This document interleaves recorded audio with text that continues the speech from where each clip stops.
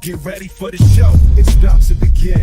Pro fan talk when we dive right in. Sports talk, hot takes, ain't nothing we lack. We the real fans, nothing holding us back. Mic check, 1, 2, y'all know the drill. We bringing the energy, we keep it real. From touchdowns to liquid air on the slam dunks on the court. Every sport, every game, we holding down the fort. We breaking down the plays, dissecting the stats. Pro fan talk, we keeping it fat. Debating with passion, no filter, no doubt. We the voice of the fans, we scream and we shout.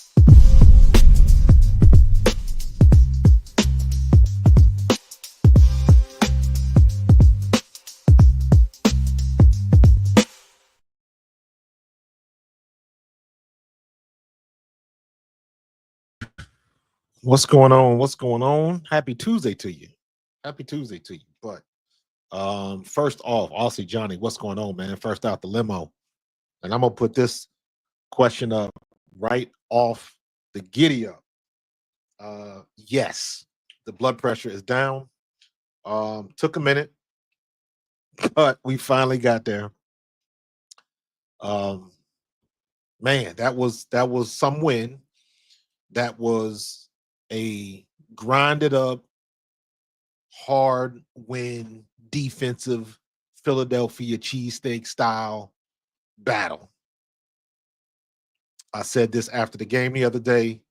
Props to Jared Verse. Brother, you talked your talk and you walked it. So respect, man. Game recognized game. You can say what you want, but he came in here and he backed it up. He had a hell of a game. But we just made more opportunities happen. The defense stepped up big time. It was a defensive battle. We had opportunities to put this game away early.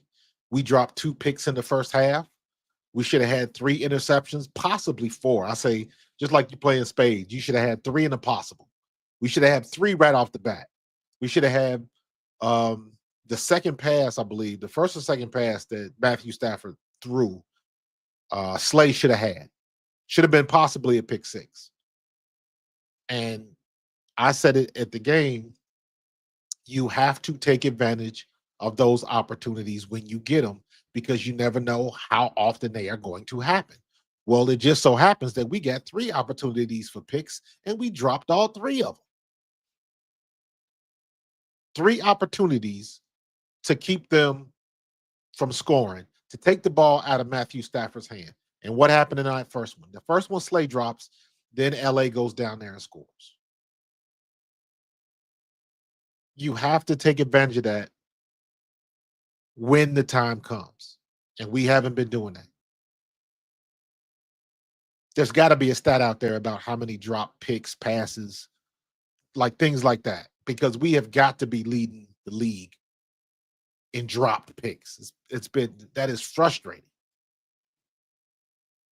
And of course, Murphy's Law says if you drop an interception, if you drop a pick, that team's going to go down and score on that possession. That was your opportunity to get the ball away. That was the football gods giving it to you, but you didn't take advantage of it.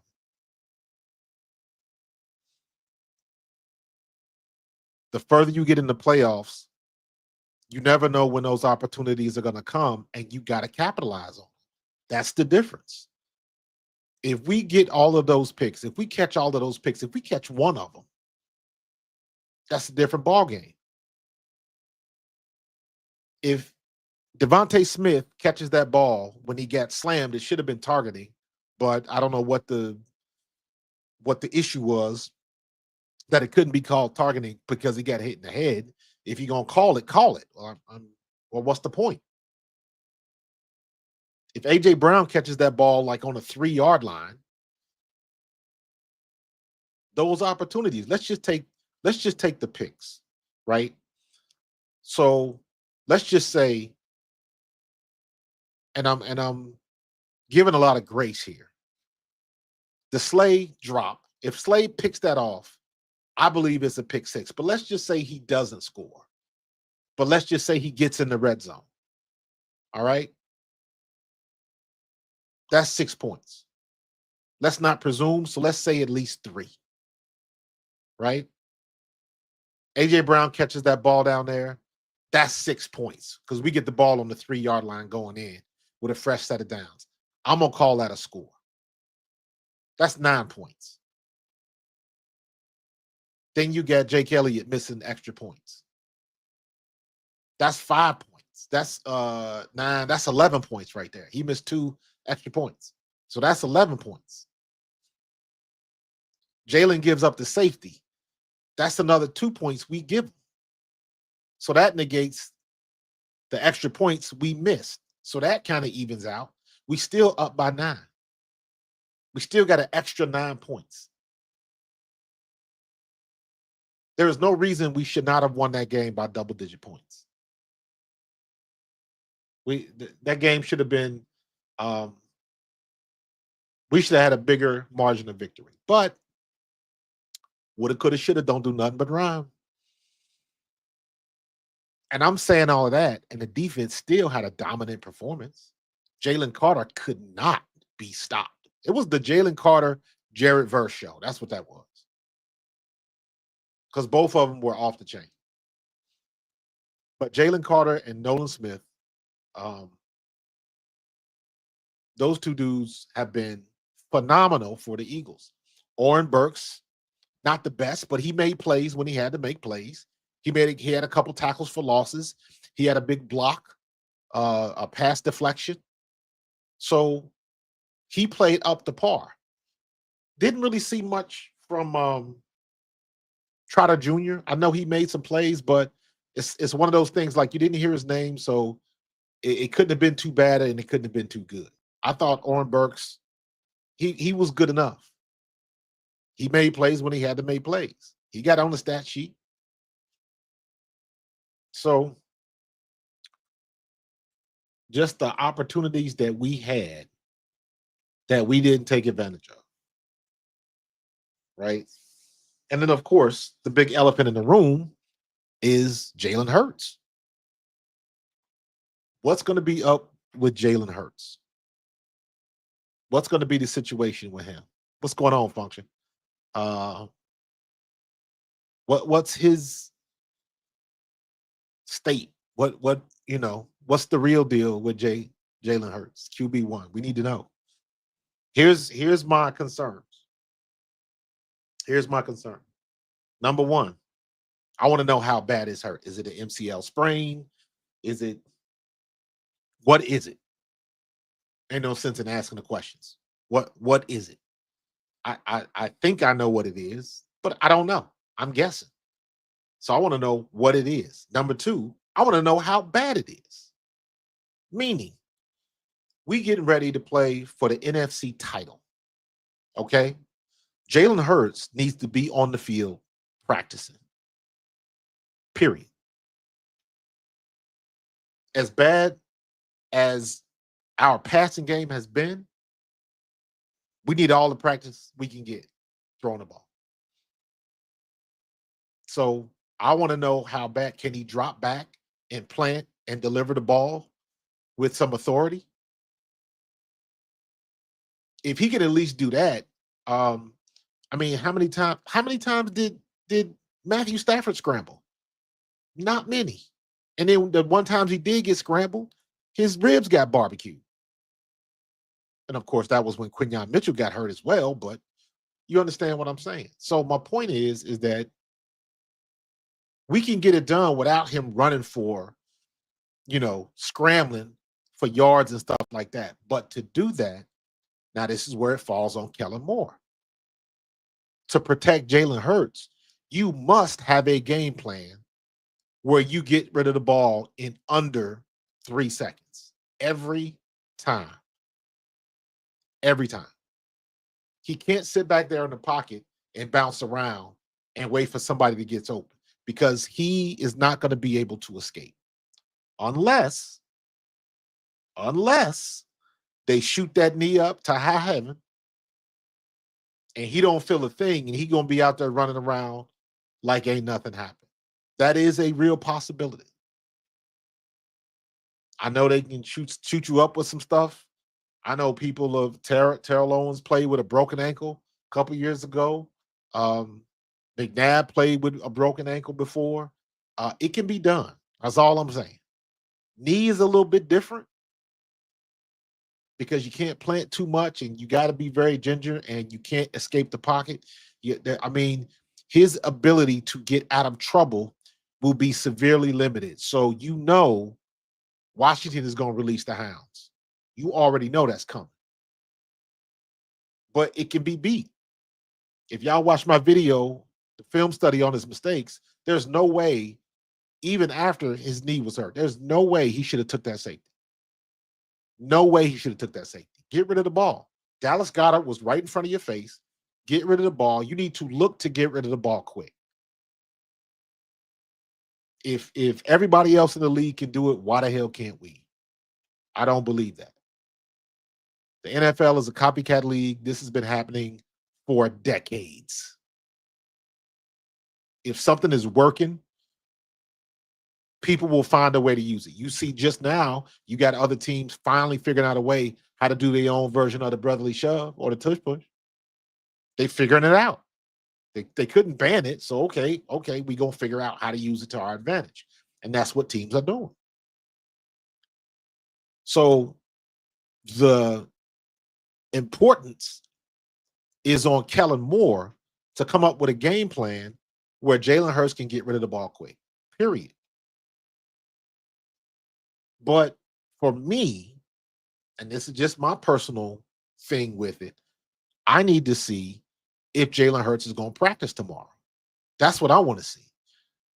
I know he's probably going to get some rest and treatment and all of that type of stuff, but at the end of the day, he needs practice throwing the ball.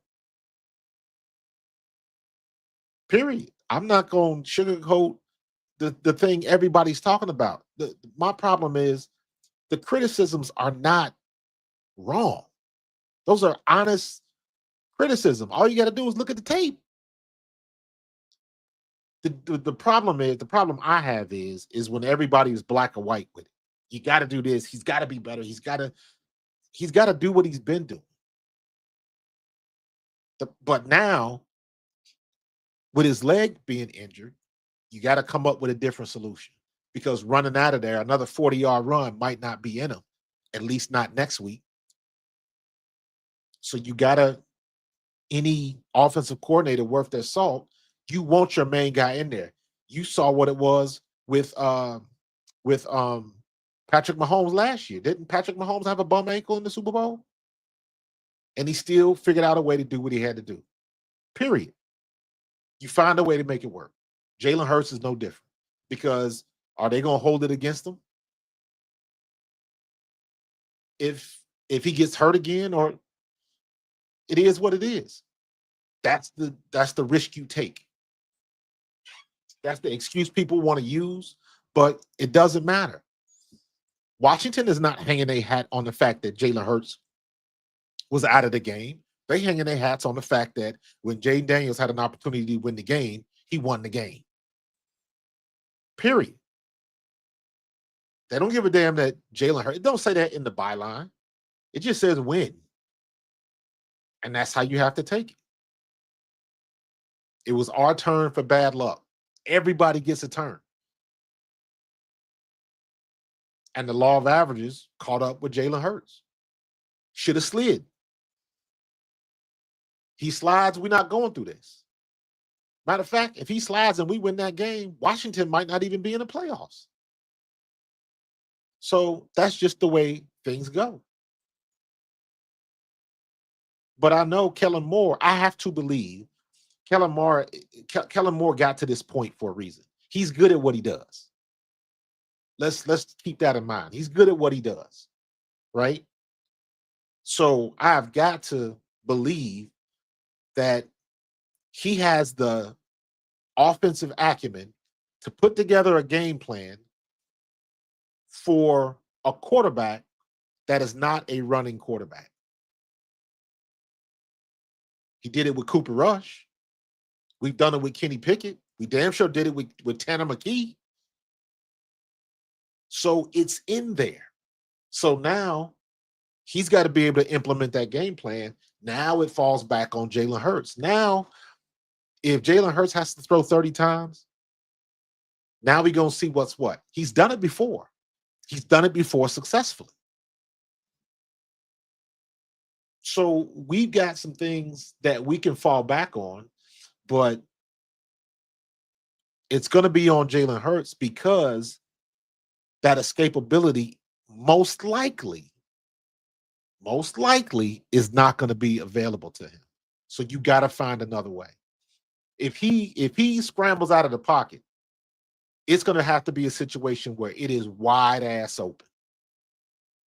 And he's either going to have to get his ass out of bounds or figure out a way to slide. And here comes the other warning is that when your leg is injured like that, you have a tendency not to slide. You want to go head first because you're trying to protect the leg. It's kind of like it's instinct.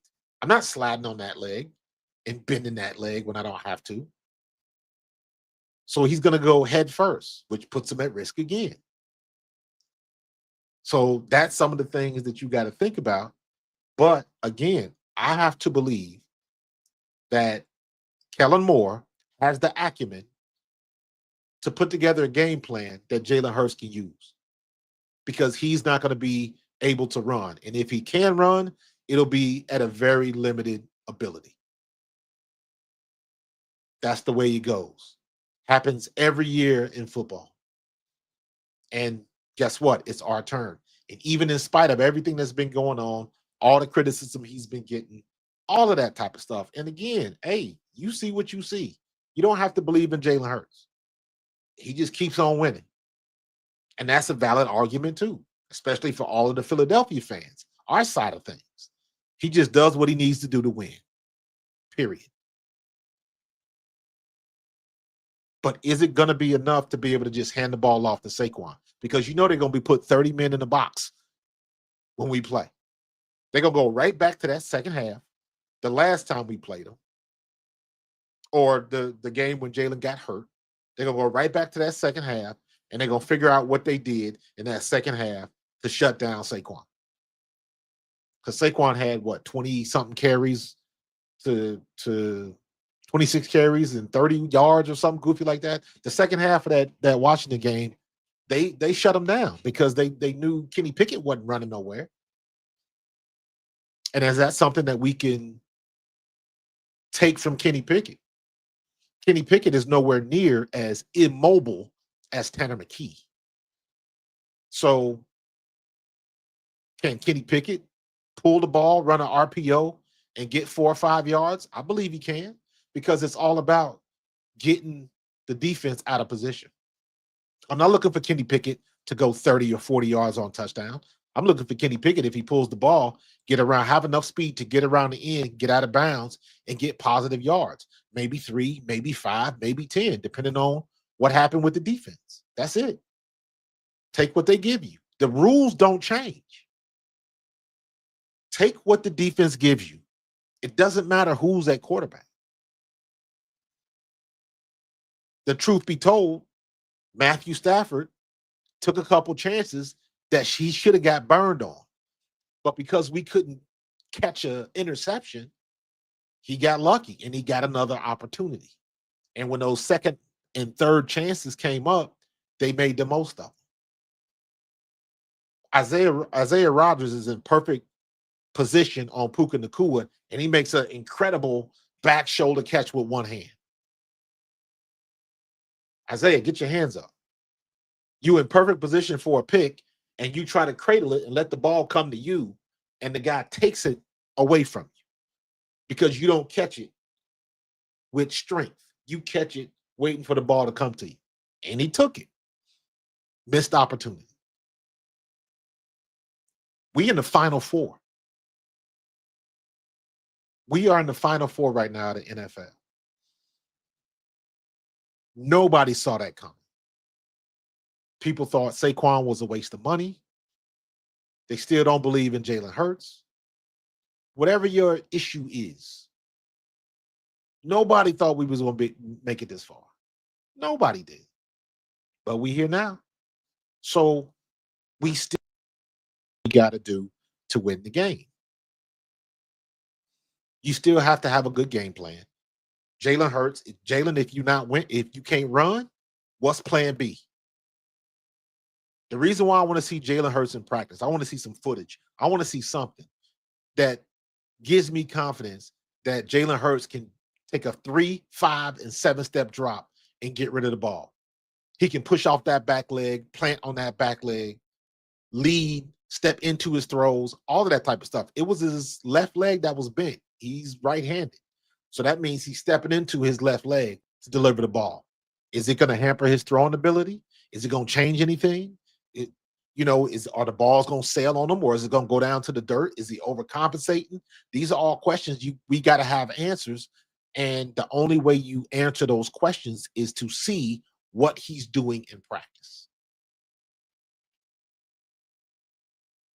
I believe he's going to trot out there and play. I believe they're going to have that knee shot up with God knows what. He ain't going to even know if he got to go to the bathroom. That's the way they do it.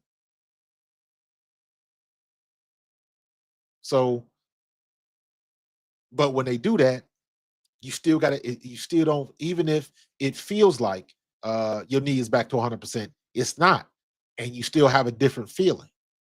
So my only concern is I'm taking running out of the equation. I'm not even looking at his ability to run the ball this week. I'm going to assume it is going to be non-existent. If we get it, to me, that's gravy. That's extra. That's icing on the cake. Because I'm not expecting it, because I know his knee is bad. So what I'm realistically expecting is Kellen Moore to draw up a scheme where he can get rid of the ball.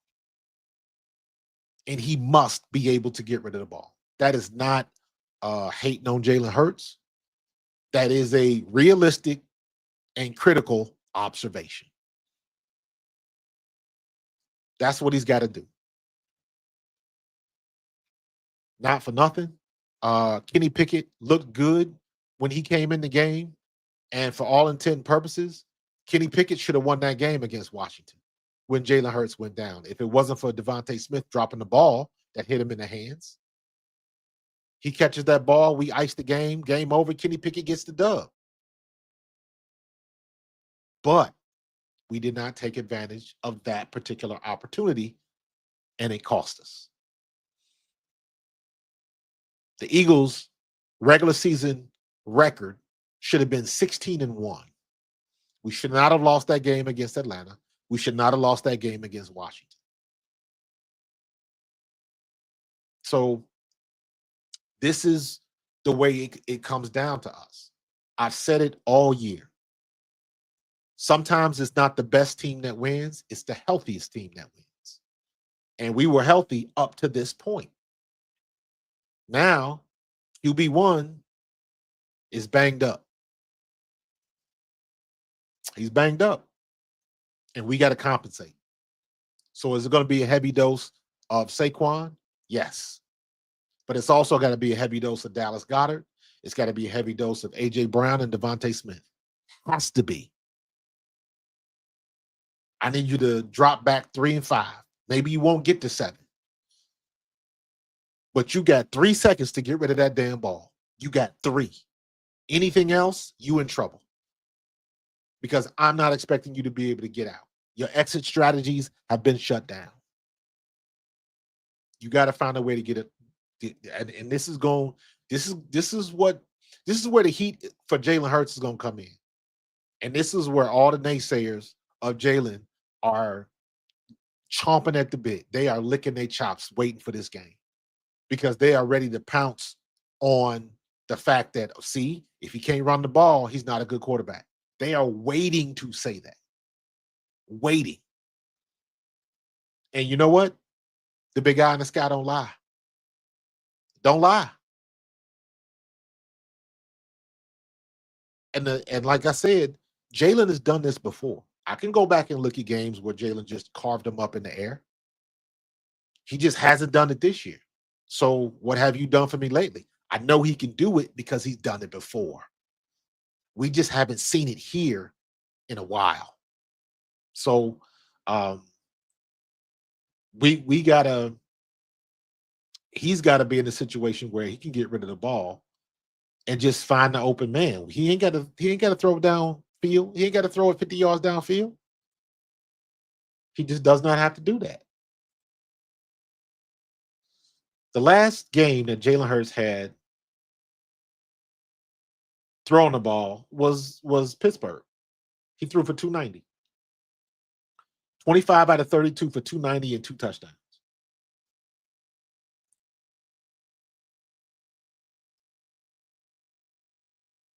Before that, I'm trying to think of, you got to go all the way back to the Packers game in week 1 where he was 20 of 34 for 278. And he threw 2 picks that game. So the Steelers game was his best game. 25 32, 290, 2 touchdowns, no picks, 125.3 rating. That was his best game. And at least that was a time ago. That was a time ago. So, or I should say a short time ago. That was a couple of weeks ago, as opposed to all the way back, you know, the first meeting with Commanders, he threw for 221. Jaguars, he threw for 230. 230, 2 picks, 2 touchdowns, no picks. The Bengals, 16 to 20, 236, 1 touchdown, no picks. The Browns, 264, 16 to 25, 264, 2 touchdowns, no picks. So when you keep him right around 25 attempts, that's when he's doing his best work. And then, of course, you got spikes when you throwing for 32.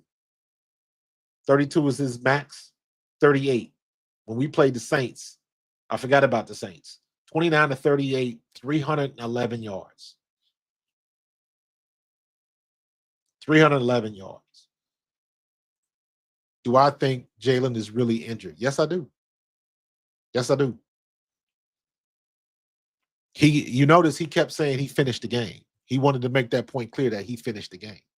Problem is, when he woke up Monday morning, man, I'm telling you right now, that knee was kicking his ass.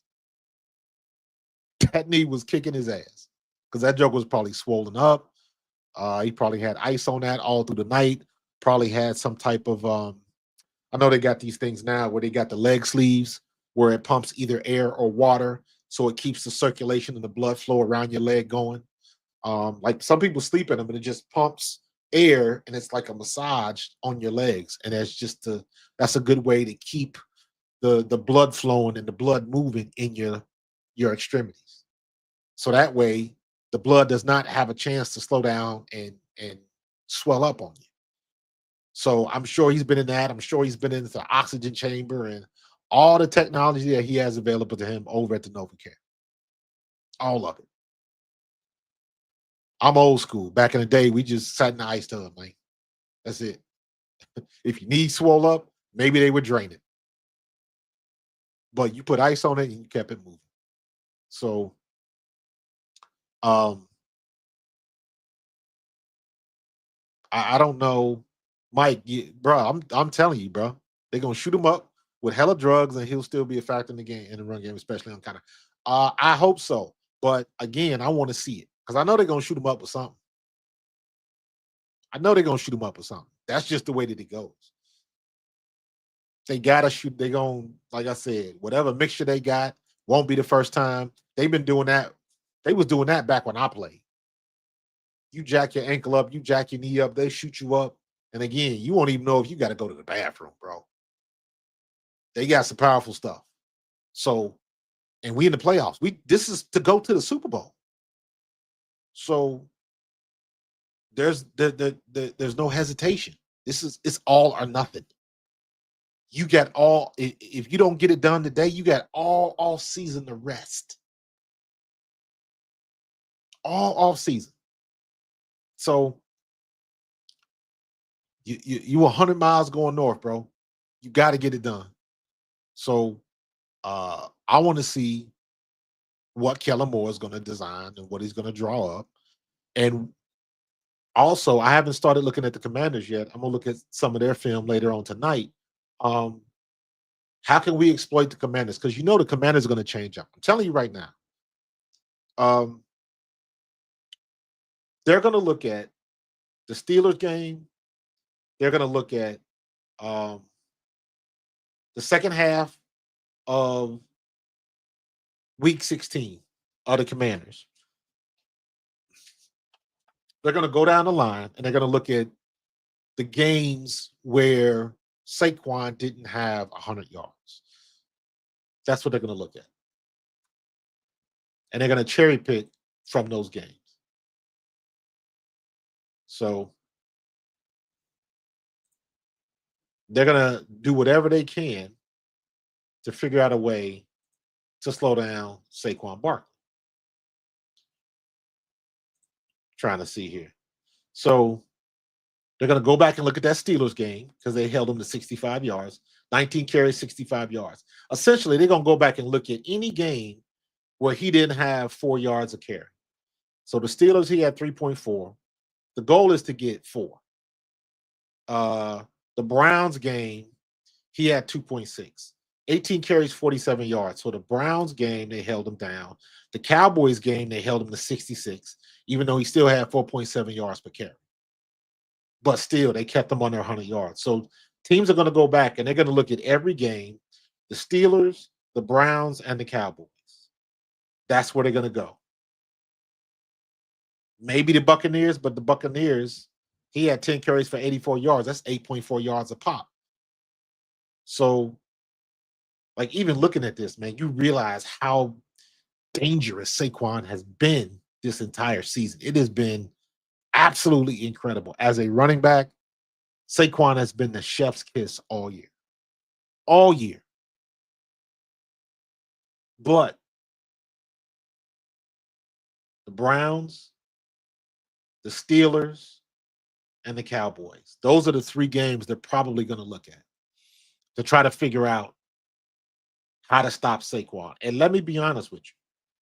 Saquon should have had a couple more yards and should have had another touchdown because Jordan Mailata was not his best game against the Rams. And Mekhi Becton, oh my God, bro, definitely not your best game. Definitely not your best game. So that's some things. But again, we talk about this all the time. Jeff Stoutland is going to address that.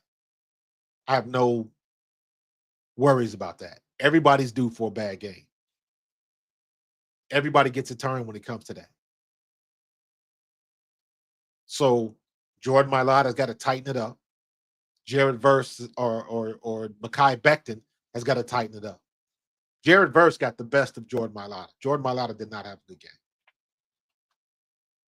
Jared Verse got the best of that battle. That's on film. So we got to tighten some things up. And for the most part, you have got to protect Jalen Hurts this week because now this is our opportunity to go to the Super Bowl. There's nothing left. This is why we've been fighting. Shit, you got to do it now. You got to do it now. Yeah, Saquon.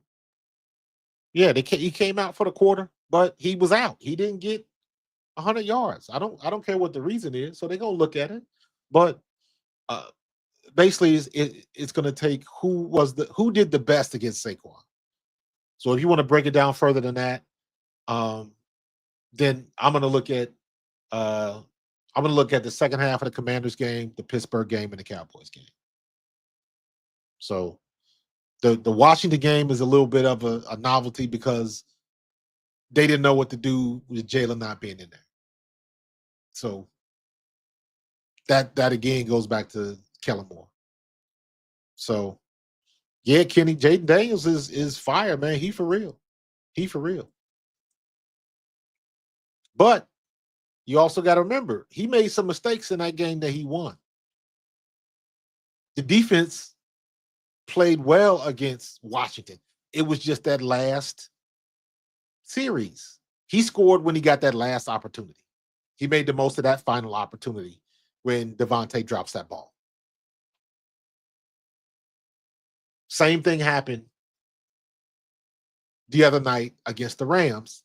The only difference is The defense held up. So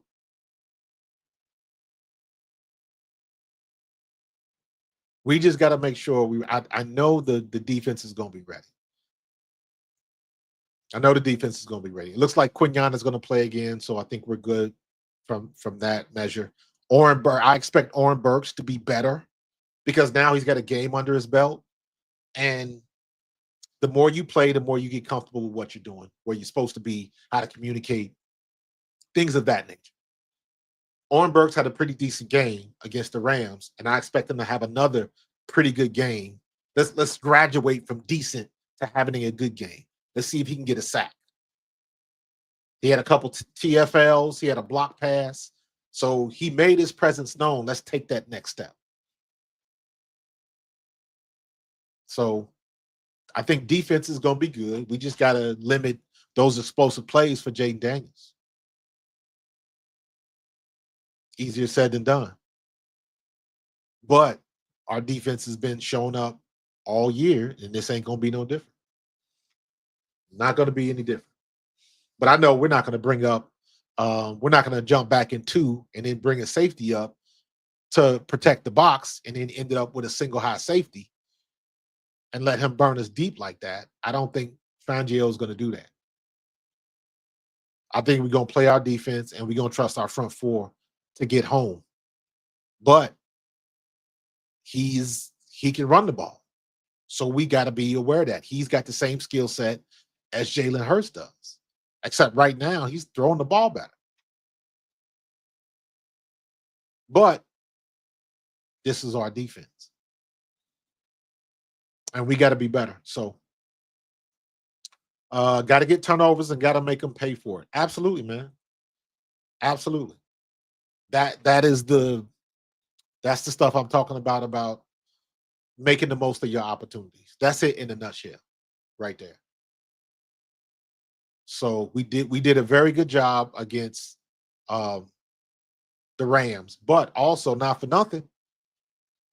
Don't be surprised if Washington comes out running a tempo offense, running a hurry up offense right off the bat, because it's very easy to see how much success the Rams had when they went hurry up. We couldn't stop it. We couldn't substitute. So it was a thing. And again, are we going to, I still say we need to come out with tempo and go fast pace and no huddle and all that kind of stuff right off the bat, because it immediately puts the defense on their heels. So again, this is going to come down to what Kellen Moore can draw up. This is why you get paid all that money. I would even go so far as to say, depending on what happens, this might be the reason why Kellen Moore gets hired or not. Because you're talking about putting a game plan together in the worst of circumstances right here. Your main quarterback is out. So you got to, not out, but he's hurt. He might be limited in what he can and can't do. So you got to adjust accordingly. So let's see what he comes up with. I still think the Eagles are the better team, but we got to come correct. We got to come correct. Penalties, I don't even talk about penalties because that ends up going on both sides. The only thing that I'm worried about is that linebacker Luvu. Their linebackers are not very good, but I know Luvu is he's a cheap shot artist. He's a little dirty player. So I know the NFL is going to be watching that, but still, it's funny to see when the NFL swallows the whistle. They put so much stuff about headshots and stuff like that, and it's like, okay, are you calling it? When are you going to call it? When you're not going to call it? I don't understand. So we'll see what they can do. We'll see what they can do. Yeah, Pat, we need to play our game and keep contained. Play our game and keep contained. So let me see. Almost forgot. I'm going to put the link up if anybody wants to jump on the mic, as usual. You know how we do. You know how we do. We need to play our game, keep contained. Defense has been doing that, man. They've been doing the damn thing. Jalen Carter is unblockable. So I'm looking for Jaden Daniels to do a lot of 7 steps and a lot of rollouts because they're going to actively try to avoid Jalen Carter. It would not surprise me to see Vic Fangio move Jalen Carter up and down the defensive line this week. So we'll see how that works out. So, but again, I am so interested to see what happens in practice tomorrow, because today, Tuesday, is NFL's official day off. Nobody practices on Tuesday. You can still go in and watch film and do all that kind of stuff, but there is no practice. So I want to see Jalen Hurts on the practice field tomorrow. That's what I want to see. And then if he's out there, because it's probably going to be a lot of cameras. Matter of fact, they might be inside, and they might not like cameras inside.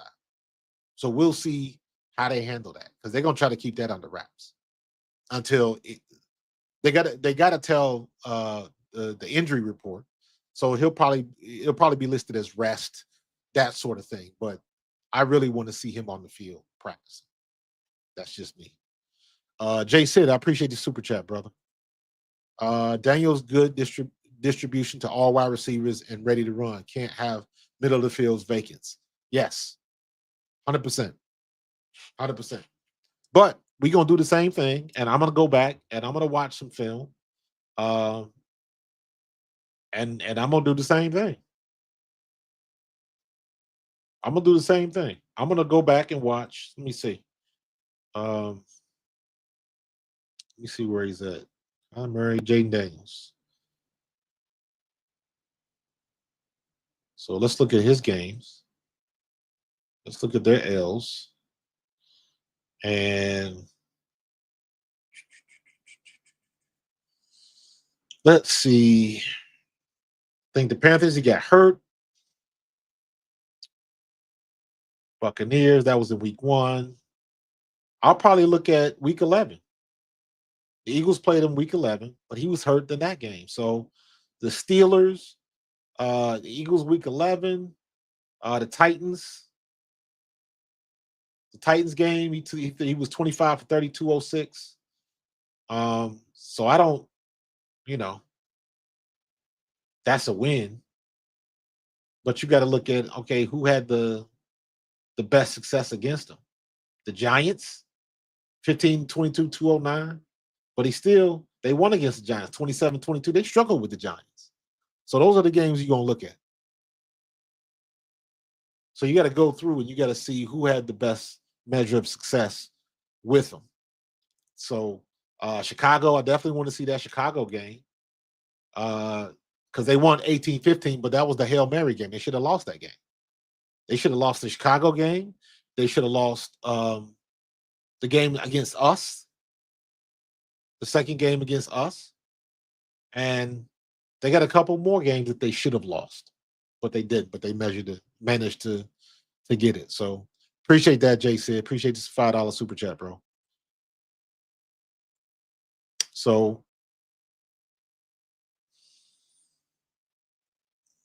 JC got to take over. JC and RG. I'm blanking. Who you talking about, Chris? JC and RG. Who's RG out with a torn ACL? I must have missed that. Yeah, I saw that. Washington, they starting guard got hurt. So they playing with a backup. So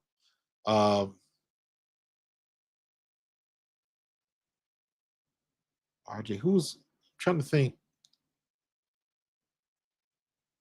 JC. Oh, okay. You saying Washington's right guard is out with a torn? Yes, I got you.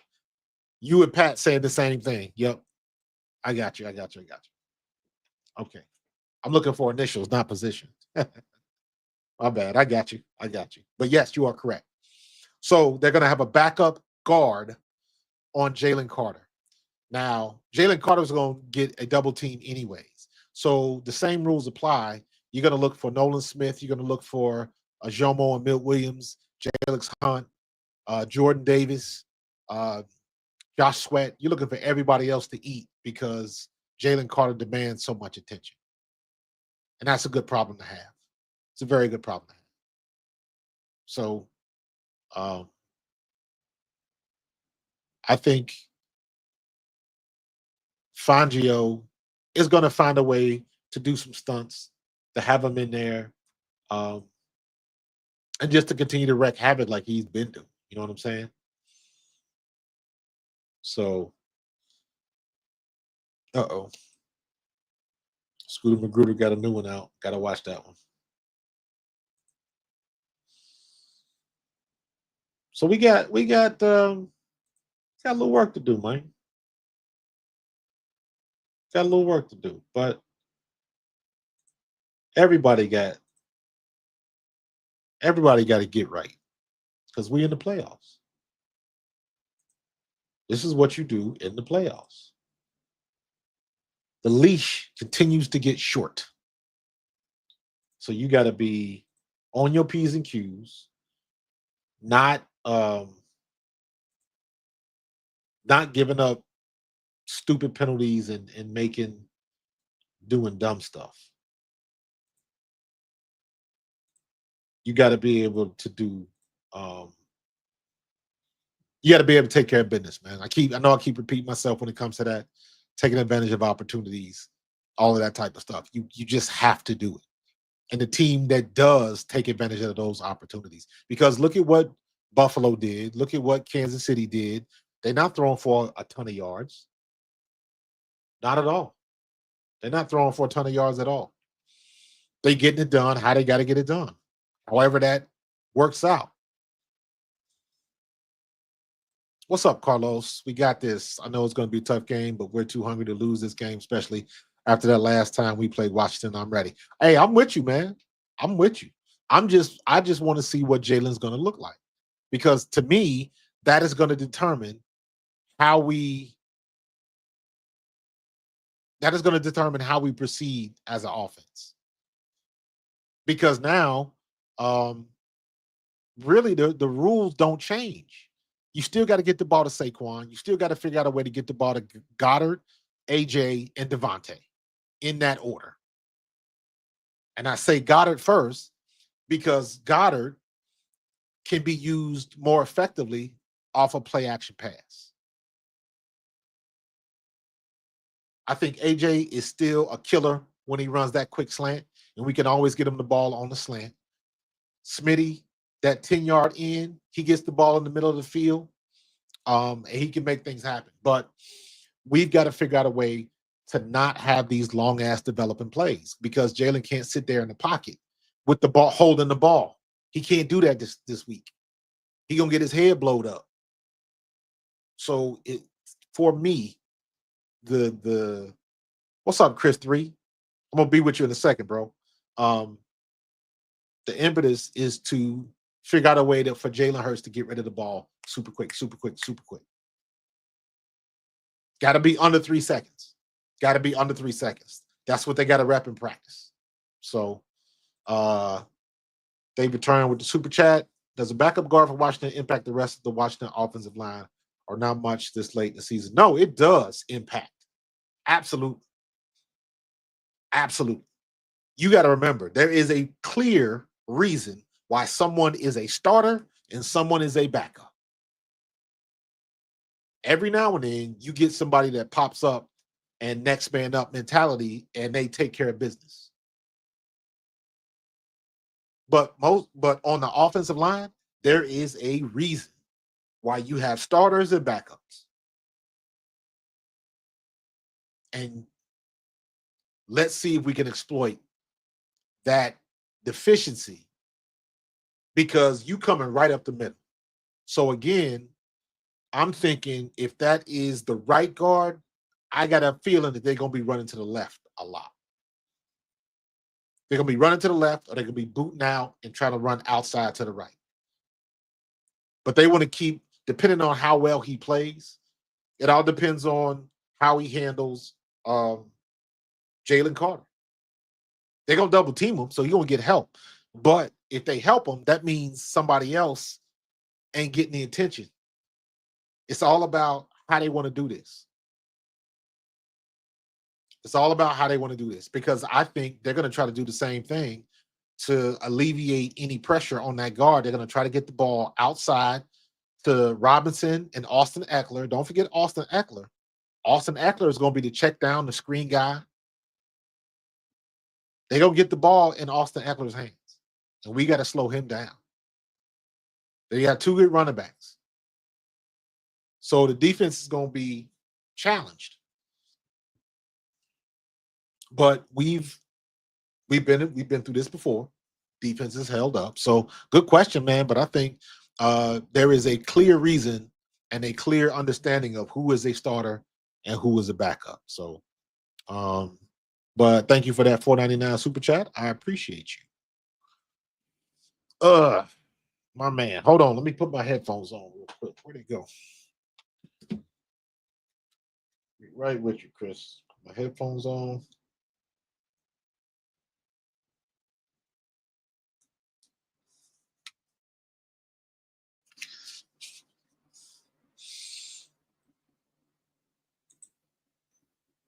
Hands free. There we go. What's up, Chris 3K? What's going on, Coach? How you feeling? I'm good, man. I'm good. Got to get into this film study again. This is gonna be a tough one. Yes, sir. This is gonna be a It tough is gonna be a one, tough one, but a couple, definitely. But I think a couple things. One, to piggyback on kind of one of your last points, I do think offensively, as far as the passing game goes, I think right now I would like to see Dallas kind of, if possible. I know they paying AJ the most, but I think Dallas should be maybe the primary option right now in the passing game, especially with AJ's knee and whatnot. I would like to see them feature Goddard a lot more because in the playoffs, especially, I heard a stat earlier today. He's been targeted 8 times. He's caught all 8, and he has a touchdown. So right. I think he might be the biggest mismatch in the passing game that we had because he's certainly too big for any DB. He's too quick for any linebackers that they may try to put on him, and he's tremendous run after the catch. I know we talk about AJ a lot, but Dallas is hard to bring down after the catch. So yeah, I would love to see them continue to keep him involved. I think for all of Kellen's, some of the complaints we've had, I will give him some credit for it. He's done a decent job, I think, in the postseason getting Dallas involved from time to time. And Jalen, absolutely. Some of the audibles, I think, at times to get Dallas involved. But some of these big third downs, we've been going to Dallas, and he's been delivering. So I would like to see them continue to do that. As far as defensively, I think the best game plan to contain Jaden Daniels is we already been doing it. Keep his butt on the sideline. Run that rock. Keep him off the field. I feel like I've never seen a quarterback score from the bench. You know what I'm saying? Facts. And, if we can kind of limit his possessions, because one thing, and I know they won the other week, and what's funny is with the Eagles, people are always so quick to nitpick and say, well, can they keep winning like this? Well, Detroit ran the ball really well last week. They just couldn't stop turning the ball over. They couldn't stop. I'll be watching that. I'll be watching that game too. Yeah, they could. Jameer Gibbs was gashing them constantly. Gashing them. They had to stop. Yeah, and Jared Goff was just a turnover machine. And my thing is, I'm looking at it, and I'm like, they did put up 45, but one of them came off of a pick 6, and there were 2 turnovers. One thing the Eagles haven't done is turn the ball over. Jalen don't turn the ball over, and we run the ball really well. And matter of fact, even that last loss against Washington, we had two turnovers in that game too. 2 turnovers.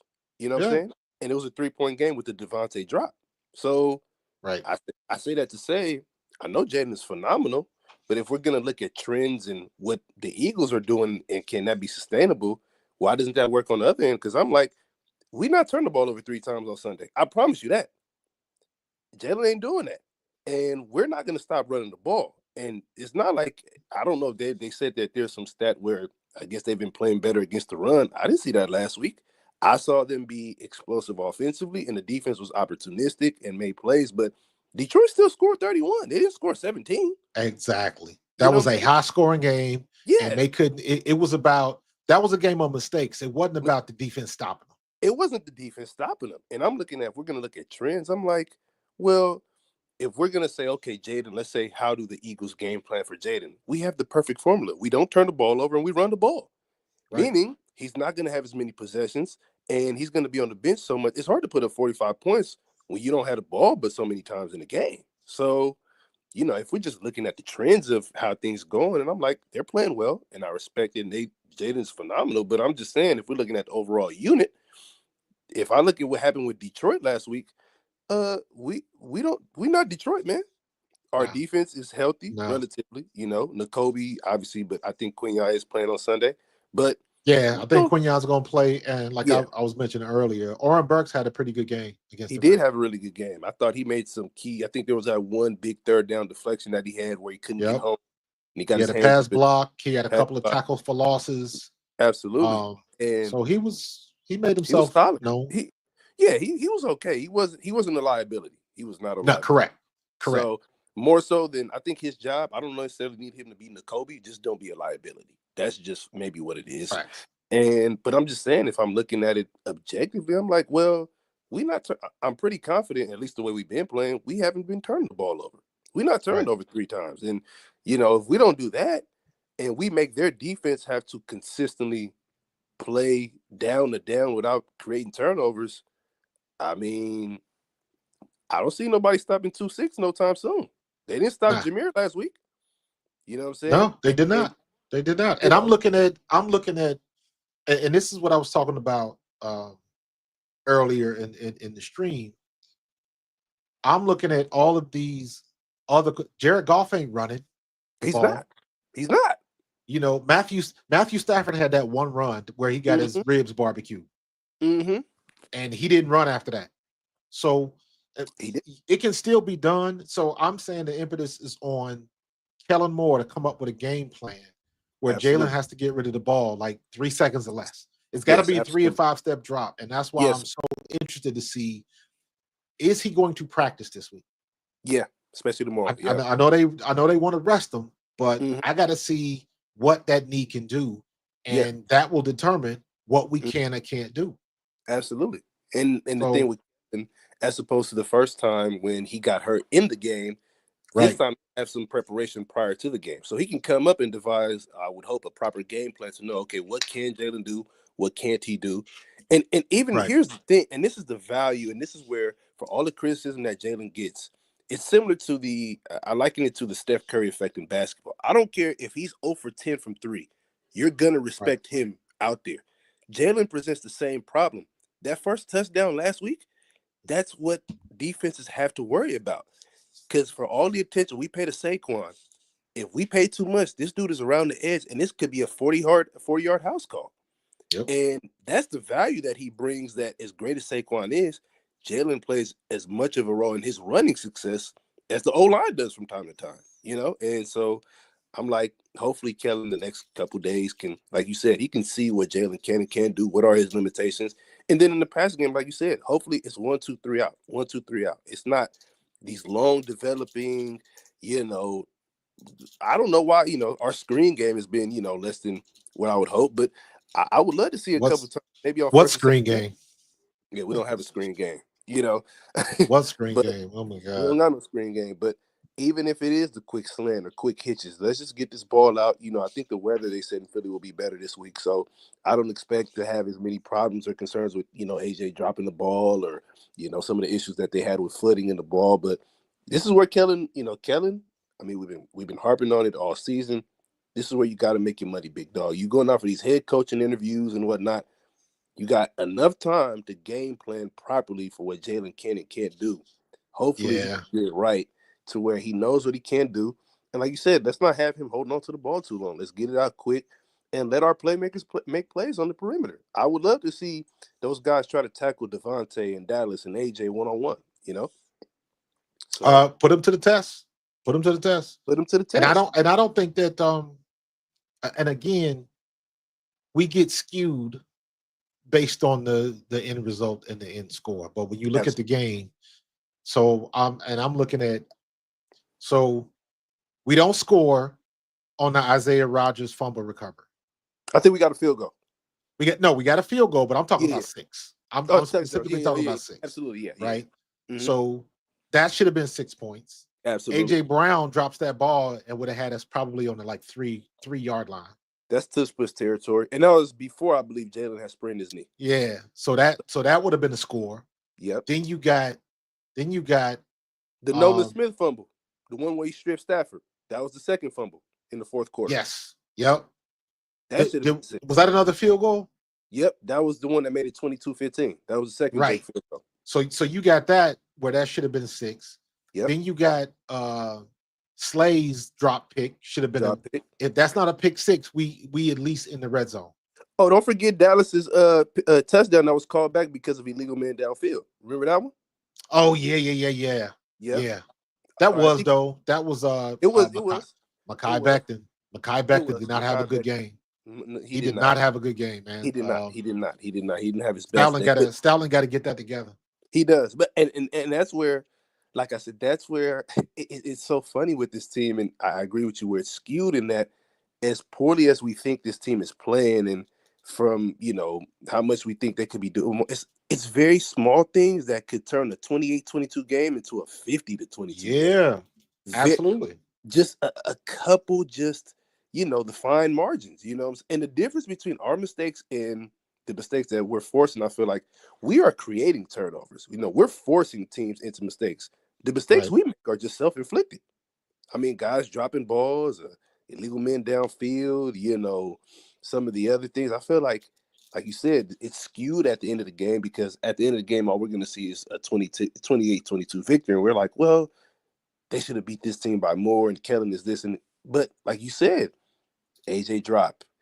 Lane Johnson's false start on the 4th and 1. Remember that? The one that that was that's the one thing that's because Jalen Hurts addressed that in the post game interview because he said they replicated his count. Yeah. And that's just something that's going to happen, and that's a discipline thing, but I understand that. Because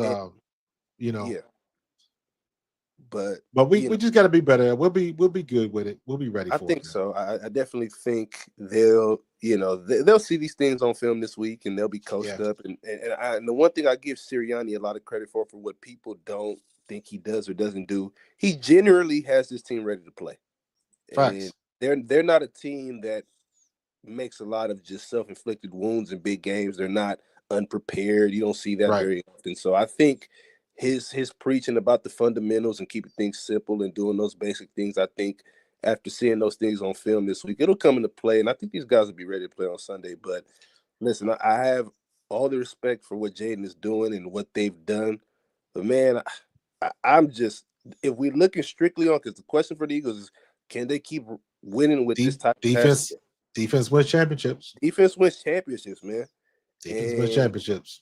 Our defense is terrific. And the one thing I will say even about our defense and that I absolutely love is that even when guys make plays down the field, everything is contested, man. You don't just see guys running down the field wide open. Every now and again, mistakes happen, but especially if Quinyon is healthy, I think we should be able to hold up back there just fine. Yeah, we good to go, man. We good to go. Sir. All right, brother. I appreciate you, man. Always appreciate you, Coach. You got it, man. Go Birds. Yes, sir. All right, K. Chanel, what's going on? Hey. Can you hear me? I hear you just fine. What's going on? How you feeling? I'm good. I'm excited about that win, even though it was kind of crazy the other day. But yeah, had my blood pressure up. Had my blood pressure up. Oh yeah, I had a few more heart attacks too. But defense came through. Defense did what they had to do. Man, listen, we number one for a reason. I know a lot of people keep talking about the offense being a little off, which it was, and it has been for a little bit. But man, our defense. Give everybody MVP on the defense for real. Because when I say Slay, he came out swinging. Everybody had their moment on defense where they did their thing. And I can't even think of one person that didn't. Even with Quinyon going out, he got hurt because he was having his moment. So shout out to them. Definitely. Yeah, I need Isaiah Rodgers to focus in just a little bit more, though. He was. What it is? How can you be in perfect position and you still let him get the catch? Now, the one catch by Puka Nacua was just a phenomenal catch, but how you going to let the dude steal your pick? You can't do that. You know what? He got to get in the weight room. He's fast. He's quick. He's quick. He's agile. He's actually on his assignment. He is too small. He's not like Quinion's small, but he's strong. You can tell. He's Yeah, not but strong. it's a you don't have to be. You forget. I played with a guy named Mark McMillan from Alabama. We called him Mini Mac. Mark was 5'8", 5'7" or 5'8", playing cornerback. Well, I'm not even talking about height wise. Like he's just not strong. The fact that he had the ball in his mitts, right there, both hands, and he just like, give me that. Like he Yeah, just give me that. He but took his cornbread from him. Like, but like I said during the stream, when that happened, the first thing I was like, whenever and Fred Barnett taught me this. Fred Barnett taught me this. When you get a chance to get your hands on the ball, you catch the ball like a rebound. You got your thumbs together when you have power. If you ever watch people in basketball, they don't pull rebounds down like this. They go up with the rebounds, yeah, your with the thumbs together, triangle. and you get Yeah, strength on that ball. When you catch a ball, he caught it like this. He waited for the ball to come to him. That's why the dude took it from him.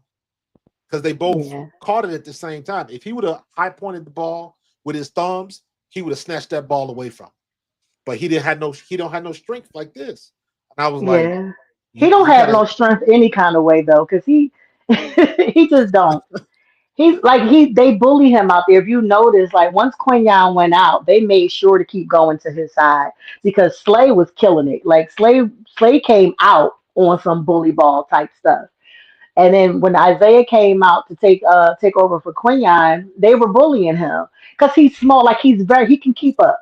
I never see him not necessarily keep up, but he just, especially if you want like a Puka Nakua, come on, Puka Nakua is super strong. Yeah, Puka Nacua Isaiah, is roughly the same size as AJ. People don't yeah, realize that. he's strong, but you could just tell he's strong because I don't Yeah, he know, was. But even the funny part was Puka Nacua was struggling. He was not beat for that cold weather at all. none of them were, He was not none of that them were. Polynesian Hawaiian blood in him.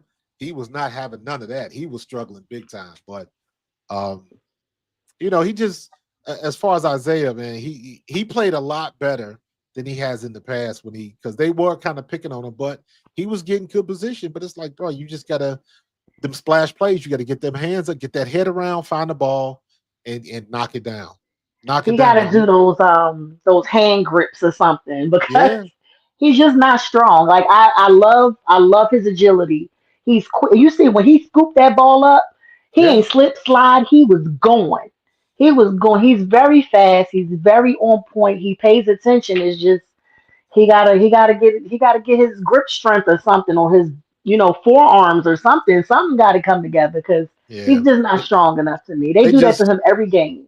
but they just have to the defense and the secondary in particular, they just have to take advantage of the opportunities they get, especially when they get their hands on the ball. Slay dropped one, Isaiah Yeah. dropped one, and then Cooper DeJean dropped one towards the end of the game. Once again, that would have Yeah. iced it.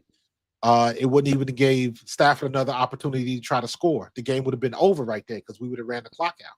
But Yeah. not catching the ball, we can't do that. It's too many. That should have been a double-digit win easily. Oh, for sure, we should Easily. have had at least 40 points. But And hey, woulda, coulda, shoulda don't do nothing but rhyme. You got to do it in the well, hey, game. we won. Thank goodness. Yeah, Thank we got it goodness. done. Because oh my gosh, it's crazy. I was watching. Of course, here comes the media, always talking about why we should not have won despite the fact that we're a good team. And of course, the weather came into play.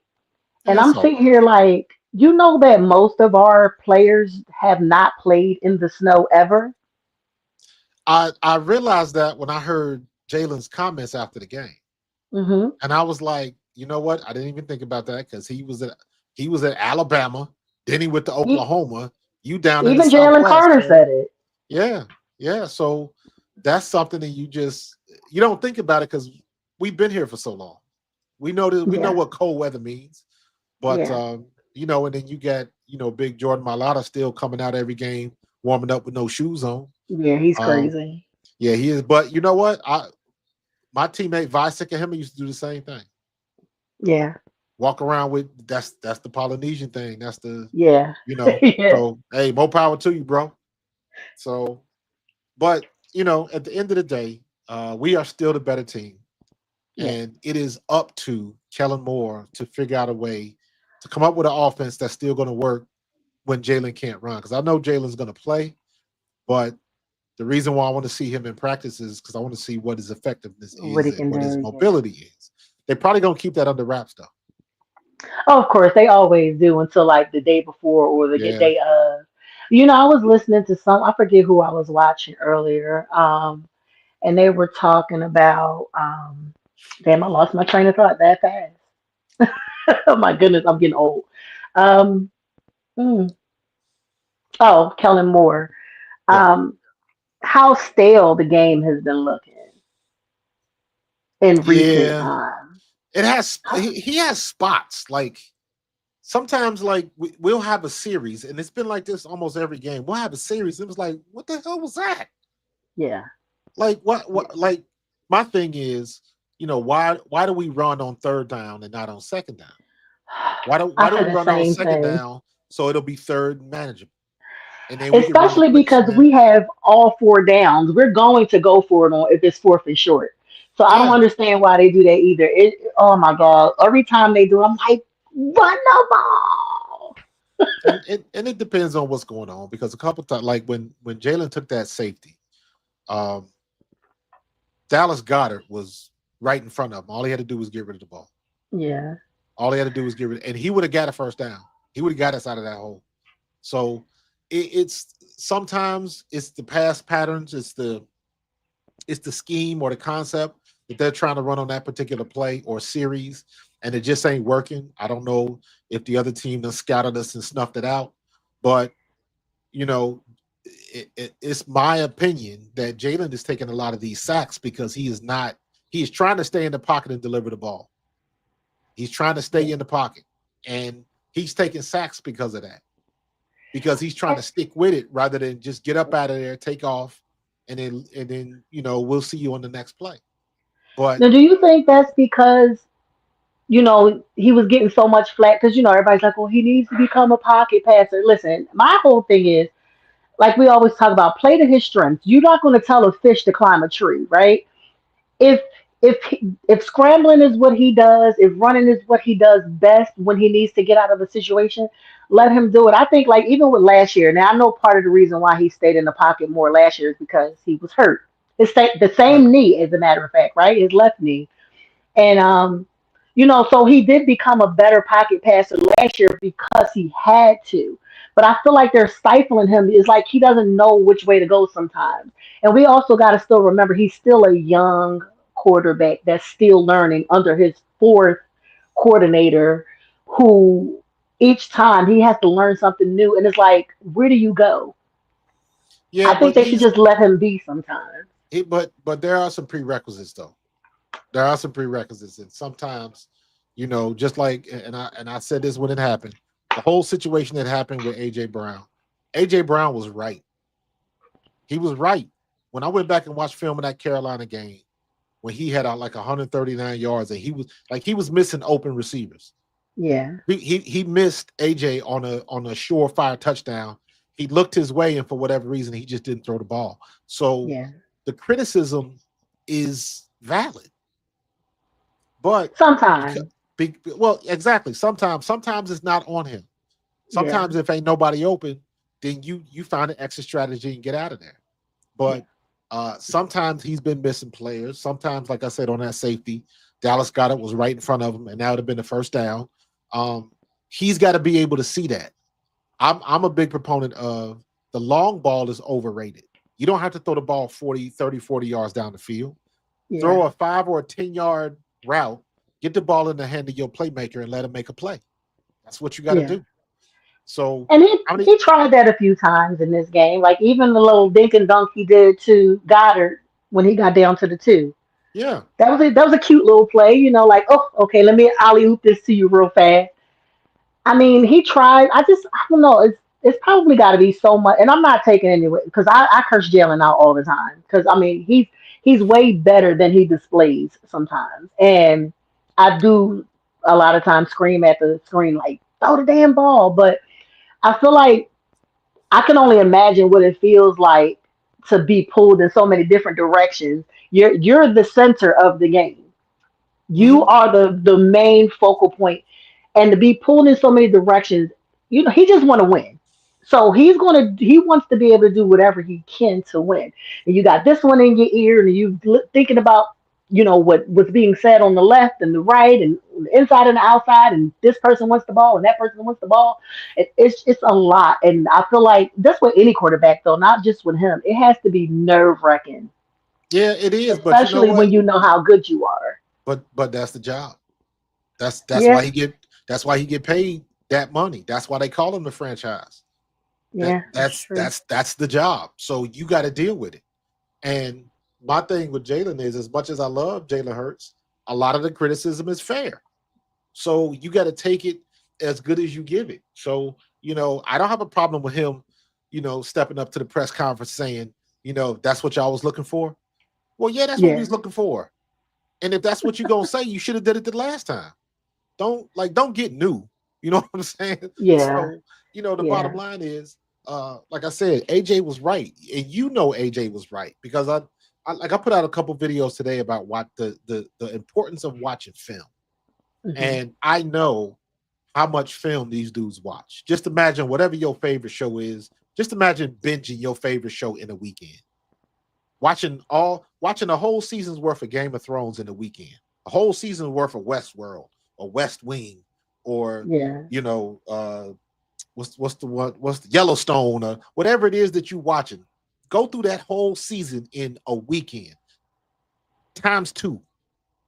That's how yeah. much film they watch during the week I can on, only imagine. on the average. So the amount of mental preparedness that they do for these games is otherworldly. And especially now that they don't have the hookups that we had, or the hiccups that we had when I played. Because if you wanted to watch that much film, there was only one or two options.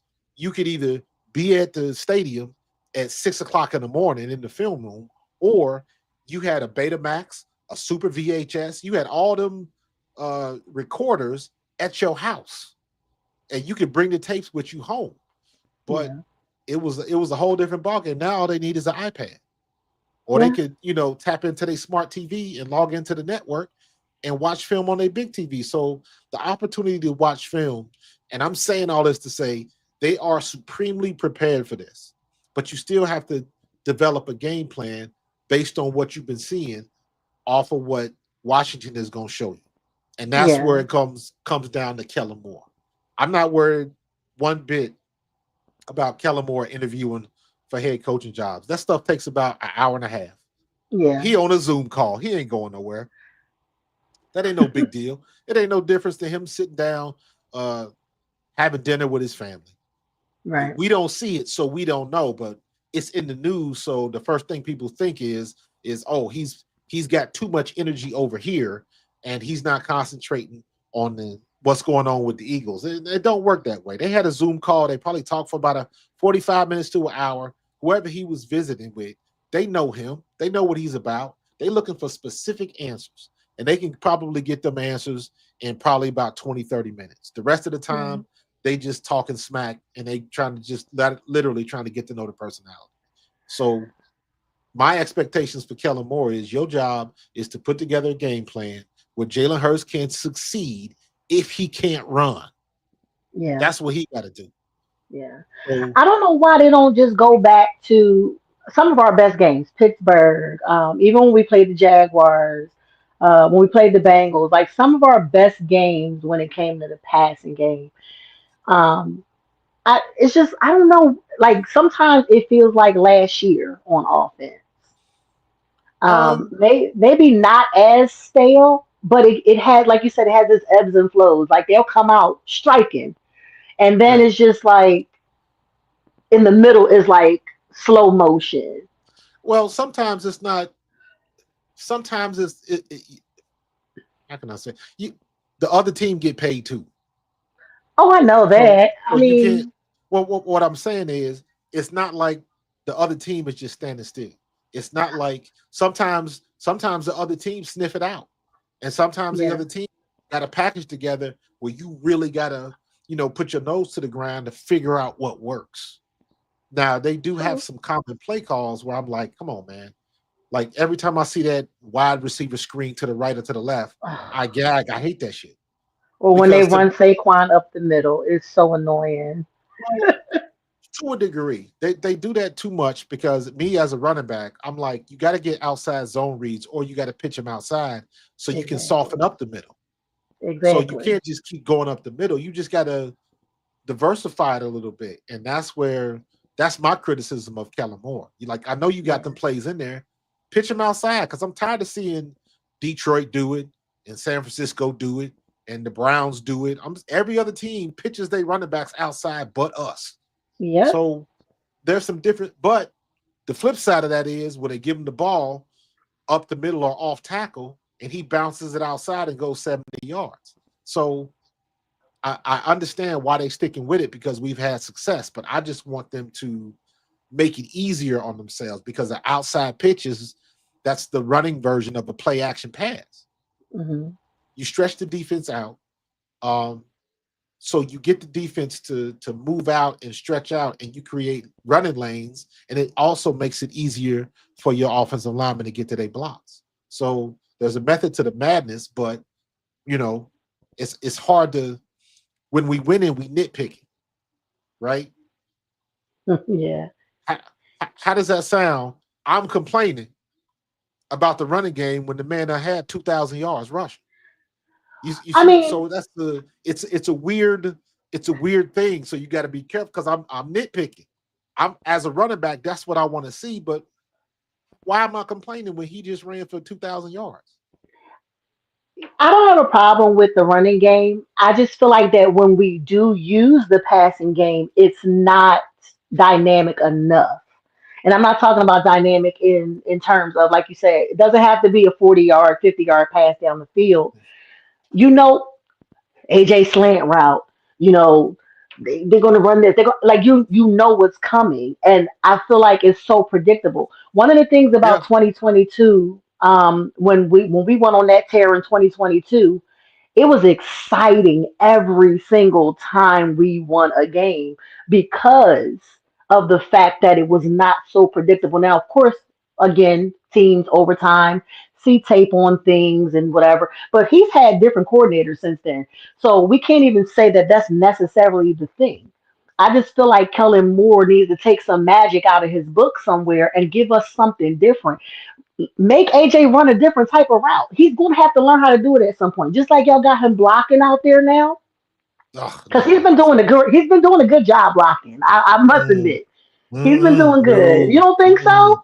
no, not after the Why tape. not? Not after the tape I just watched. Really, I got it. I haven't seen the all 22 No, yet. no, no, no, no. AJ Brown was the reason we didn't score down on the goal line after that fumble recovery. Mm, We get Saquon gets that one run and he gets down to the one. Then we run it again, and then the linebacker blows him up for a 1 yard loss. he That got was lazy AJ. on that one, huh? That was AJ Brown's man. The I one didn't know thing, that. if Okay. if you are on if you are on the if you are on the go if you are on the line of scrimmage and you block it, I don't care if you are tight end, wide receiver, running back, or whatever. The number one rule is you cannot get beat across your face. And Yeah. that linebacker ran right in front of AJ Brown and damn near got the handoff. That was all on AJ. If AJ gets his block, if AJ gets a piece of that dude, Yeah. Saquon scores. And we're not having this conversation. And it's like stuff like that. The other play, um, Mekhi Becton pulls, goes around the left side, and he overruns the hole. He overshoots the hole, and then the middle linebacker has slid over, and he shoots the gap, and again tackles Saquon for a loss Yeah. on the goal line. Like little stuff like that. So our blocking by our tight ends and wide receivers, and sometimes our pulling guards was piss poor. Do you feel like 'cause I know I was mad at the O line for a minute too, but then I had to think about it like what how much of a factor did those conditions play? Because when the game first started, they were on point. Mm-mm. And then I feel It's like as the snow came in, it was just like nah. what's going That on? that's not an excuse because the defense was playing in the snow too. Yeah. Jared Verse was playing in the snow too, and he Yeah, had Jared five. Verse went off. He went off. I He respected went Jared off. Verse. You talked your talk and you backed it up. He did. He You did. I backed it can't up. even So, lie. but it was Jordan Mailata and Mekhi Becton had the worst games of the year. Mm. Jared Verse got the best of Mailata, and I don't know what the hell Mekhi Becton was on. Mekhi Becton, Mekhi Becton cost us a sack and a touchdown. Oh yeah, that pissed me off. That touchdown, especially that pissed me off bad. Cause I'm like, are you serious? Like we done did all that for nothing. Like really? Oh my god! I couldn't. Yeah, Like you said, we that's should have had at least another 21 points on the board. At least. easily, easily. That should have been easy double digit win, and we made it Yeah. more difficult than it Yeah. had to be. So I'm going to assume that Jeff Stoutland is going to handle that Oh, I'm sure he because will. we can't go into this game making those type of mistakes. We Nah. just can't do it. Nah. Can't Especially do it. with Jalen being hurt, they definitely got to protect him a whole lot better than that. A whole lot better, and that's why I say it would, in my opinion, it would be up to Kellen Moore to come up with a game plan where Jalen gets the ball off quick. So I to your hope point, so. we gonna look more into AJ running them quick slants. We gonna look more into um, Devontae and AJ running the mesh concept and rubbing each other open. So there's a lot of things that we can do. There's a lot of things they're gonna have to do. But again, it all depends on what Jalen Hurts can or can't do. And see, I don't Because know why they don't run them like that because they both can get yards after contact. I don't understand it because even with Smitty being so small, he's strong. He's going to get through a tackle. I don't understand why they always got to throw them a long route. Like, why? It's taking 5 minutes to get down there. well, they don't, but it just it not long routes, but I understand what you're saying. They take too long to develop.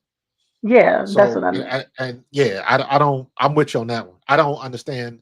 I don't know the answer to that question because it looks like they're trying to. I understand what they're trying to do, but Jalen is sitting back there in the pocket, and to your point, it's getting predictable. So the defenses know what to do. They drop back a couple yards because they know Hmm. we don't go across the middle anymore. Yeah, So can the offensive line hold those blocks? When you get past 3 seconds, that's on the quarterback. You ain't supposed to have yeah. the ball that long. You got to You get just rid of throw it the ball. away. Yeah. Yeah, so it's up to Jalen to do a better job getting rid of the ball, and it's up to Kellen Moore to design some schemes to where the routes are short. So you either got hot routes or you always have somebody going across the middle short 5 to 8 yards, or you got your running back on the check down.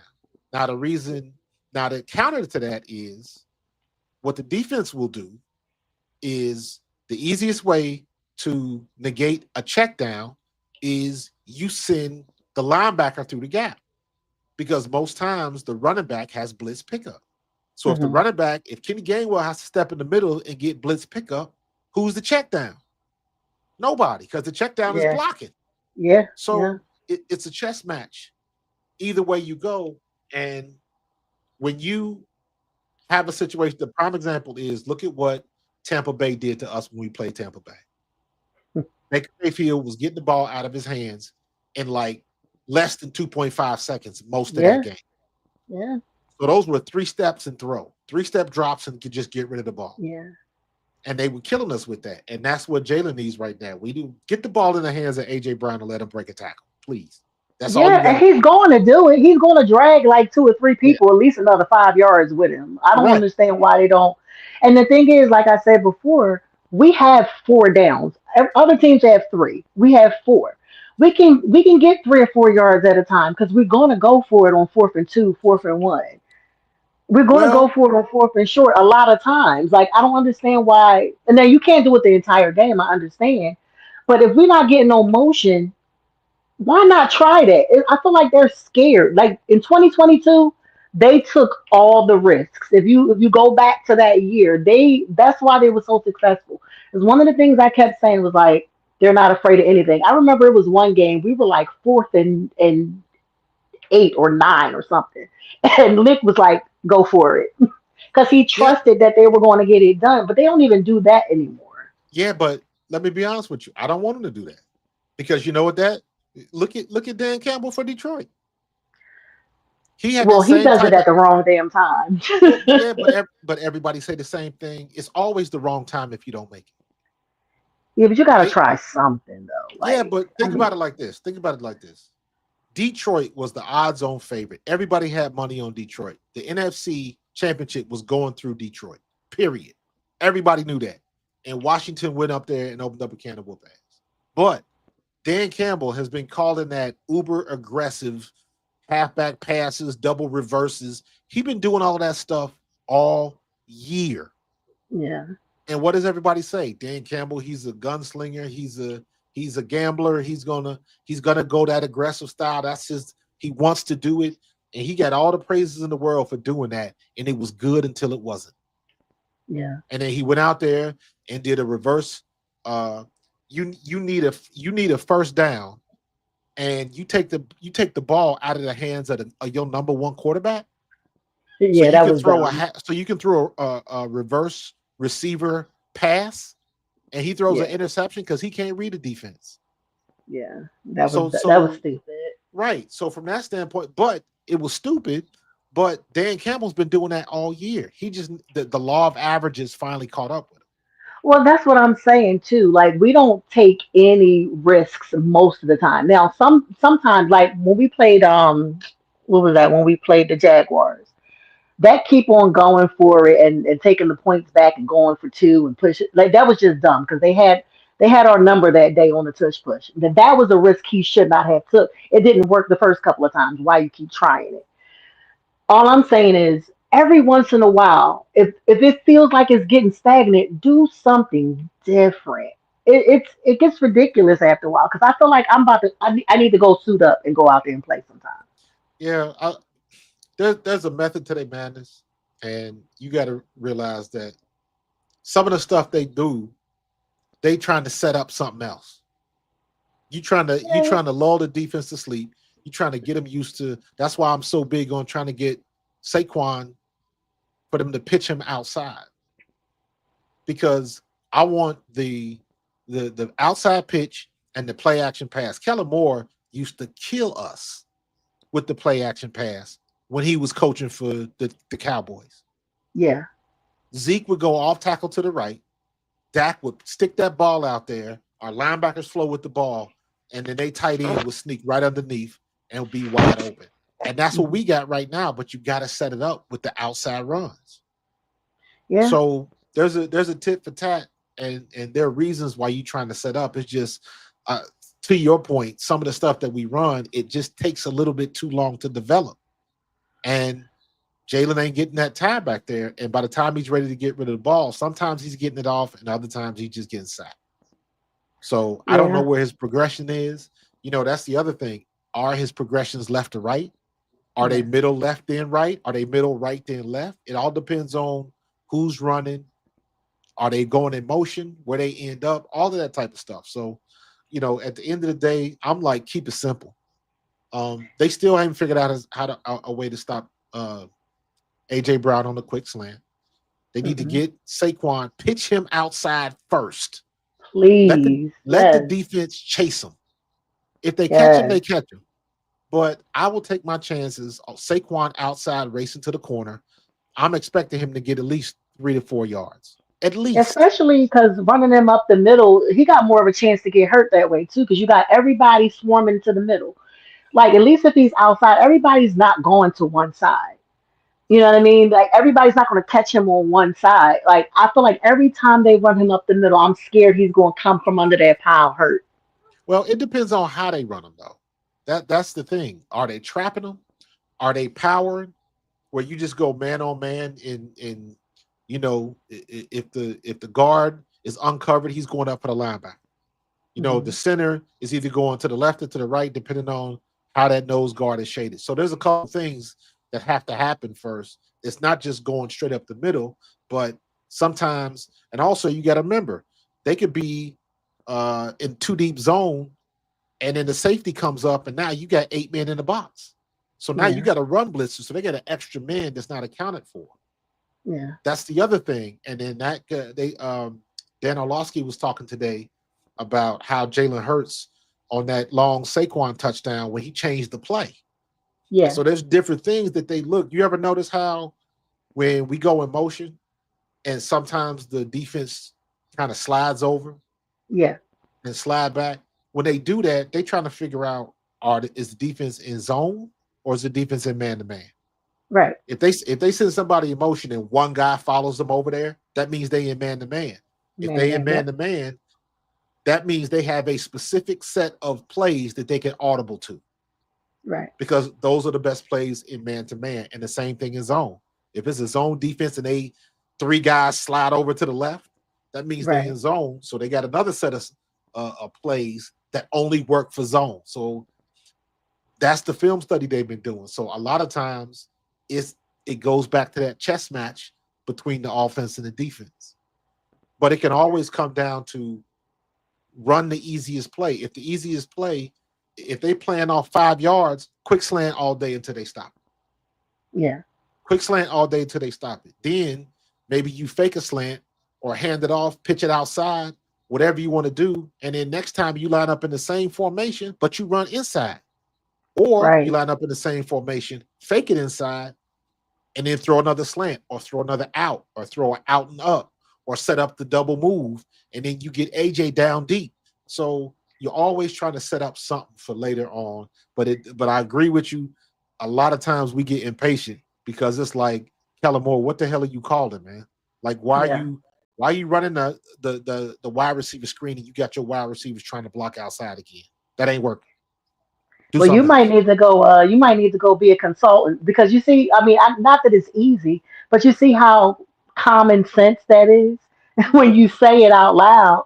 And of course, again, it's always going to be totally different when you're on the field and you're in the moment and the conditions and whatever's going. But it's just like, are y'all going to try something different? Are y'all or no? Because I'm tired of it. but think about it like this, right? Think about it like this. 100 is a lot of plays, right? 100 plays. Now, if you ever noticed when the coaches had them big old play sheets, yeah. You ever got a good look at how many plays are on that play sheet? Yeah, a bunch. The size of the font on that play sheet is ridiculously small.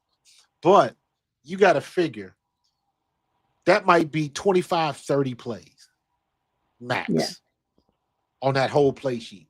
But what it is you got one play that you can run 3 or 4 different ways. So it looks like a lot of plays. I used to do the same thing when I coached Little League football. I would come up with because these kids, so I ain't got to have a huge playbook. So I would come up with about 15 to 20 plays. That's it. But each play, I can run it 3 or 4 different ways, 3 or 4 different formations, but I'm running the exact same play. So when you give all of those possibilities out there, one play is I can run one play 4 different ways. So now I got 30 plays. That's 120 plays. Yeah. So it just looks like a lot, but you running the same stuff just out of different formations. Now we putting somebody in motion, but it's the same play. You ever notice how Devontae Smith will come in motion and go back to the same side he came? Yeah. And then they hand it off. Yeah. They just trying to see what the defense and what the linebackers are doing and moving and all that kind of stuff. It's all chess moves. But basically they're running the same couple plays in 4, 5, 6 different ways. So whatever works. The big thing is you got to find something to work because at halftime you're going in, you're gonna make adjustments. The defense is gonna make adjustments. So now you might have to throw all of that stuff out and come up with something new. You know what we got to do? Let the defense play offense. Let the offense play defense. Ain't nobody gonna know what's going on. It might be like that. Well, But I'm just waiting for Sunday. I'm Ke- excited, but I'm nervous at the same Kellen time. Moore's on the clock. Kellen Moore's on the clock. He got to He come up. definitely is. He got to come up with something good because. And here's the alternative too. Here's the alternative.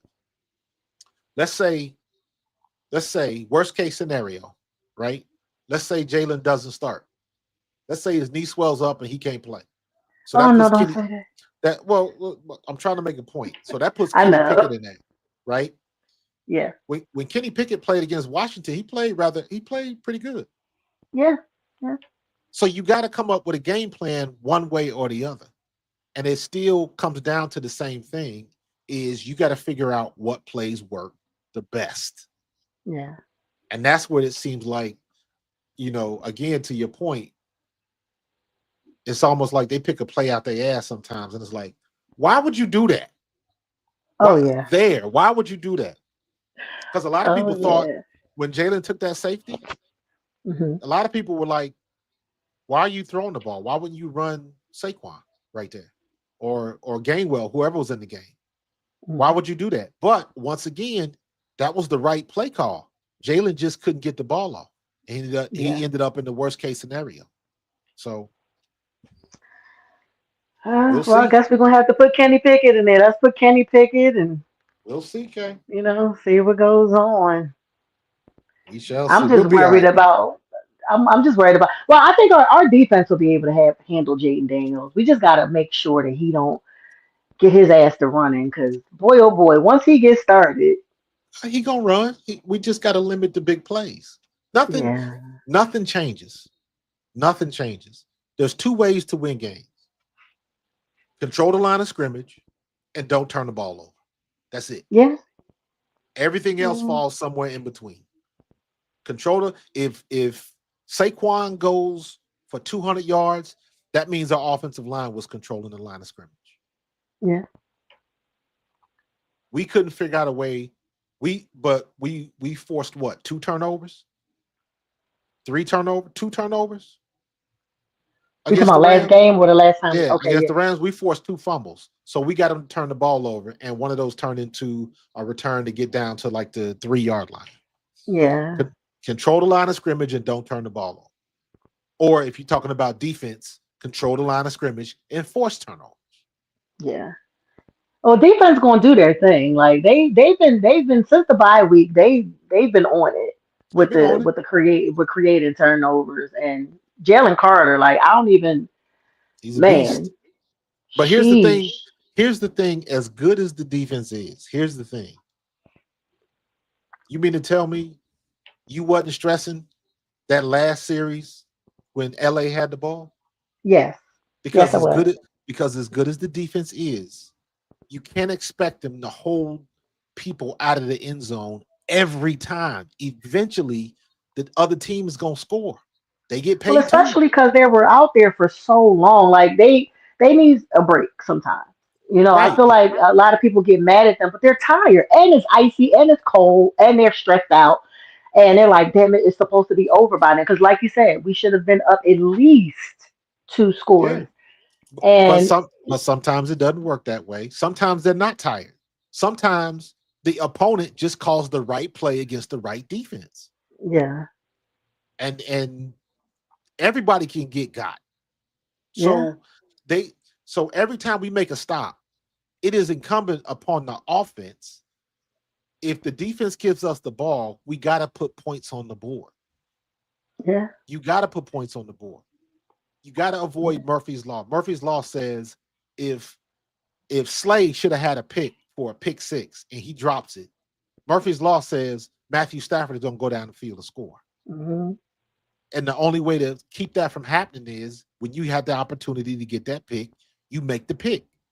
So he yeah. doesn't get the opportunity to keep the ball in his hands.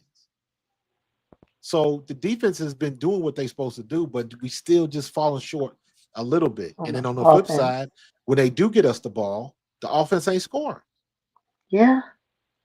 I don't know what it has been this year with us is in the red zone too. Like it's Man, either been like a dumb mistake or a penalty, or we just can't get it together. I don't know. Like anything past the 30 is like maybe, maybe not. Let's see. I don't know. Yeah. I don't know what it is. They just gotta to me that's on play calling, and I think they make things too difficult. And I think a lot of times if it's 3rd and 5, why are we taking a shot 30 yards down the field? Get the 5 yards and let's reload. Shit, get the 3 yards. We So, can go on 4th and 2. Like that's what I'm saying. Like, oh my God. I think we need to get people out there with signs again. Like Kellen, get your they'll together, be all right. They'll please. be all right. They'll be all right.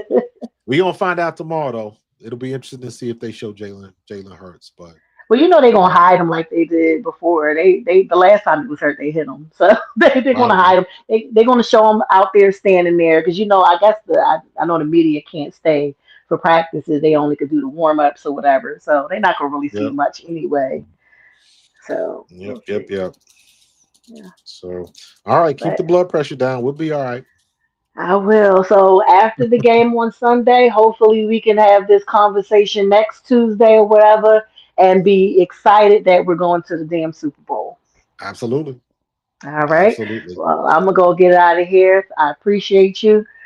Have a good night. All right, go Birds. All right, go Birds. Yeah, man. We gotta. It all comes down to just doing the normal stuff. Keep it simple. Kellen Moore, you got a job to do. Um, you will know what you can and can't do. You probably know by now what Jalen's looking like, how he's feeling, how that knee's feeling. Everybody and their mom is going to be watching the news to see what's what it is. So um, Washington has been acting like the giant killers, especially when they go up to Detroit. But Detroit ain't got a defense.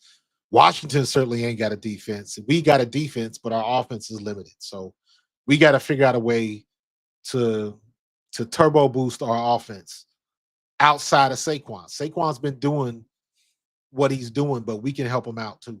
So, um, so we'll see. We'll see what they can do. We'll see what they can do, man. But um, it's we in the final four. We in the final four. No excuses. No excuses no more. We got to find a way to get it done. Point, period, end the paragraph. We have to find a way to get it done. So again, I'm going to be looking to see what Jalen is looking like. Obviously, everybody's going to be following the news to see if he practices. I'd be surprised if he does practice. I would guess that this would be a rest day, but I need to see him. I need to see him move around just to um, know what we're dealing with. So and of course, you know, Kenny Pickett, Tanner McKee, short sample size, but I'm with as much as I love Tanner. I think the prudent thing to do would be to, if Kenny Pickett's ribs are good, and I don't see any reason why he's not healed up yet. The kid's got experience.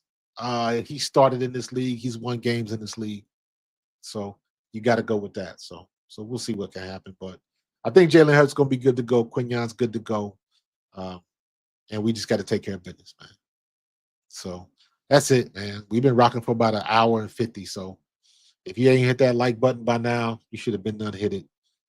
We had a pretty loud chat tonight, man. 63 more. This is in there. Um, anybody know where I can get a discount on blood pressure, man?